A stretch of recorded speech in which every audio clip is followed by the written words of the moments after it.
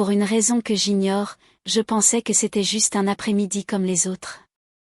C'était un de ces jours où tout semblait paisible et calme. Fatiguée après le travail, j'ai choisi de prendre un long bain. L'eau chaude était relaxante et la vapeur transformait la petite salle de bain en un lieu sûr. Je n'imaginais pas que mon monde allait basculer en quelques minutes. La maison était étrangement silencieuse. Je distinguais à peine le faible bourdonnement de la télévision dans la pièce voisine, où ma sœur, John et sa mère regardaient probablement leur émission préférée. Mon neveu John vivait avec moi depuis quelques jours. C'est un garçon calme et sage. Aussi gentil qu'il soit, il y avait quelque chose chez lui qui me rendait toujours un peu nerveuse, mais je n'arrivais pas à mettre le doigt dessus. En m'enfonçant plus profondément dans le bain, la chaleur m'aida à détendre mes muscles. J'ai fermé les yeux et poussé un grand soupir. La semaine avait été difficile et j'avais juste envie de faire une pause et d'oublier tout. Pourtant, dès que j'ai fermé les yeux, j'ai entendu un léger bruissement à côté de la porte. Au début, je n'y ai pas prêté attention. J'ai pensé que c'était peut-être la maison qui bougeait ou un courant d'air qui claquait aux fenêtres, mais je l'ai entendu à nouveau. Cette fois, un léger pas qui ressemblait à quelqu'un qui s'approchait furtivement de la salle de bain. Je me suis figée et j'ai essayé d'écouter, mon cœur s'emballant. La porte de la salle de bain était verrouillée. Personne ne devrait pouvoir y entrer, n'est-ce pas? Des pas se sont fait entendre. Puis j'ai entendu le bruit clair de la poignée de porte qui tournait. J'en ai eu mal au ventre. Qui était là? C'était Joey. Je l'ai appelé, mais il n'a pas répondu. J'hésitais entre attendre et ouvrir la porte. La tension me tuait. L'eau avait été apaisante un instant plus tôt, mais maintenant, elle me faisait serrer les dents tandis que mes pensées s'emballaient. Était-il en train de me faire une blague ou se passait-il quelque chose de bien plus effrayant? J'entendis alors John tout près, une voix douce qui m'appelait. « Tante » murmura-t-il si bas que je l'entendis à peine. Un frisson me parcourut le dos. « Mais pourquoi » murmurait-il. Il n'avait jamais eu une voix aussi douce auparavant. Mon cœur battait plus vite et j'essayais de rester détendu, même si l'air était soudain lourd et tendu. Voilà ce que je devais savoir. Je suis finalement sortie. « Qu'est-ce qu'il y a, John ?» Même si ma voix tremblait un peu, après un long silence, il prit la parole. « J'ai besoin de toi. » On ne voyait pas qu'il demandait quelque chose comme le ferait un enfant. Au contraire, c'était plus insistant, presque suppliant. Je pris une grande inspiration, plongeant mon regard dans la porcelaine, m'accrochant au bord de la baignoire. Étais-je en train de penser à tout ou bien son humeur avait-elle empiré? Dis-je après un court silence. En me retournant, je le vis debout dans l'embrasure de la porte, sa petite silhouette masquée par la lumière. La porte s'était lentement ouverte. Je savais que c'était le même gentil neveu, mais quelque chose clochait dans ses yeux. Ils étaient plus sombres, comme s'il essayait de cacher quelque chose. Je clignais des yeux, incertaine si j'étais simplement fatiguée ou si je réfléchissais trop. Mais alors qu'il s'approchait, je vis quelque chose qui me fit frissonner. Son visage était déformé, pas de façon amusante, mais d'une façon complètement différente et nouvelle. « Tante » dit John à voix basse. Dès que j'ai pensé que tu le remarquerais, il s'est rapproché du bord de la baignoire. « Tu es toujours si occupée, mais j'ai besoin de toi tout de suite. » Sa façon de parler était effrayante et ses mots n'avaient aucun sens. J'avais la nausée, car ce garçon n'était ni mon cousin ni celui que je connaissais. Ce n'était pas un jeu pour enfants. Mon esprit me disait de faire quelque chose, mais je ne pouvais pas bouger.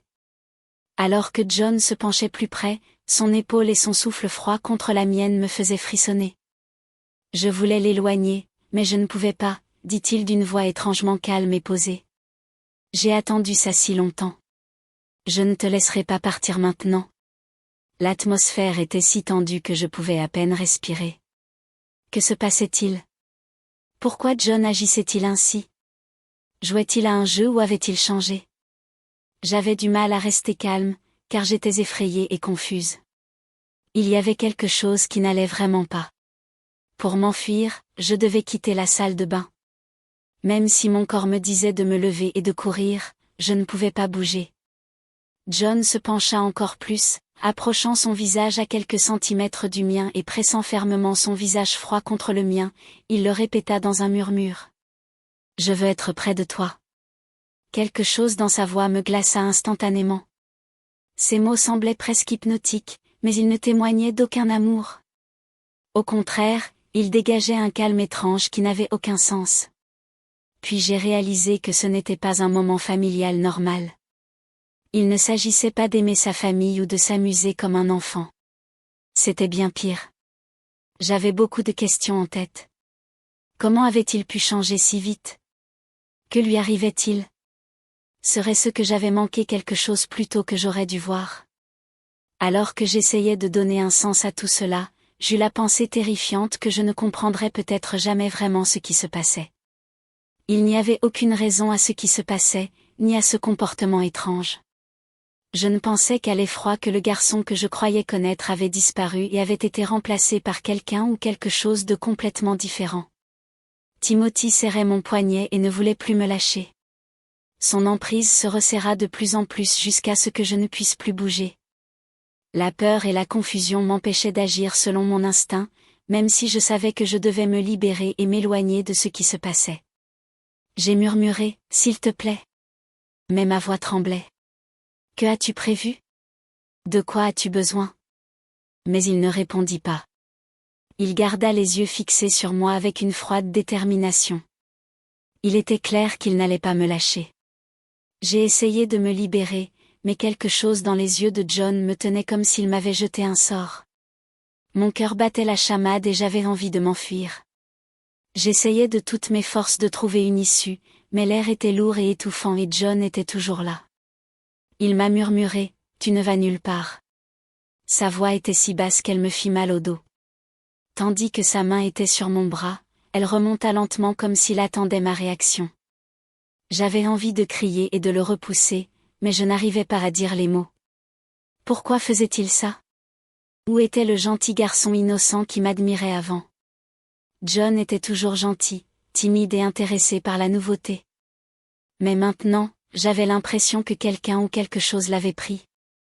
Lorsque la porte de la salle de bain grinça de nouveau, je me retournai rapidement pour voir si ma sœur était là, mais il n'y avait personne dans le couloir et j'entendais des pas faibles dehors, mais lointains.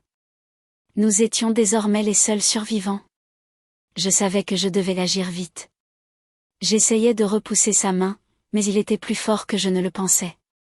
La sienne se resserra, me faisant serrer, paniquer. L'eau chaude m'avait fait du bien, mais maintenant? Ça me donnait l'impression que j'étais en train de couler. John se pencha encore plus et son souffle froid me frappa le cou.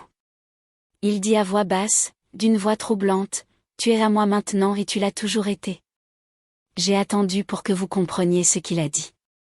Il m'a fait frissonner et ça me pesait comme une ombre lourde. Ce n'était pas seulement un jeu d'enfant, c'était quelque chose de plus sombre et plus dangereux. J'ai haleté et les idées se bousculaient dans ma tête. Il n'avait aucun pouvoir sur moi. Je devais riposter. Mais que lui arrivait-il? Sur son visage, j'ai cherché un signe du neveu. Je connaissais le gamin qui riait, jouait et demandait des histoires avant de dormir. Mais je ne voyais qu'un étranger froid et calculateur. J'ai alors pensé au petit flacon de shampoing posé sur le bord de la baignoire. Sans réfléchir, je l'ai attrapé et l'ai lancé sur John. Il l'a touché en plein dans la tête et l'a déconcentré un instant. En une fraction de seconde, je me suis écarté de lui et je suis sorti de la baignoire. Mais l'eau était agitée et mes muscles étaient faibles. « Ne me fuis pas », dit John d'un ton colérique en s'avançant, les yeux brillants d'une nouvelle lueur. Je suis revenu parce que j'étais morte de peur. Il n'essayait plus seulement de me faire peur. Il voulait me faire du mal. Mes pensées s'emballaient tandis que je cherchais une issue. Je ne pouvais pas rester dans la salle de bain, mais il était tout aussi dangereux de courir dans le reste de la maison. Et s'il me poursuivait? Et si je n'étais pas assez forte pour l'arrêter? J'avais tellement peur que j'ai attrapé une serviette et m'en suis enroulée, pensant que cela me mettrait en sécurité, mais ce ne fut pas le cas. Il était clair que John était déterminé lorsqu'il fit un autre pas vers moi. Il n'y avait aucune trace de peur dans ses yeux, juste un contrôle effrayant et impassible. « S'il te plaît, suppliai-je dans un murmure, la voix tremblante. Ce n'est pas toi. Je ne sais pas ce qui t'a pris. John ne répondit pas quand je lui dis, s'il te plaît, arrête.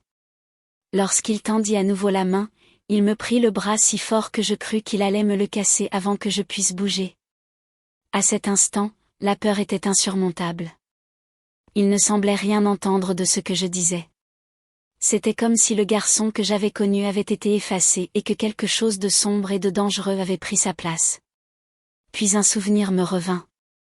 Il était si faible et lointain, mais il semblait contenir la clé pour comprendre ce qui se passait. Je repensais à l'étrange comportement de John quelques semaines auparavant.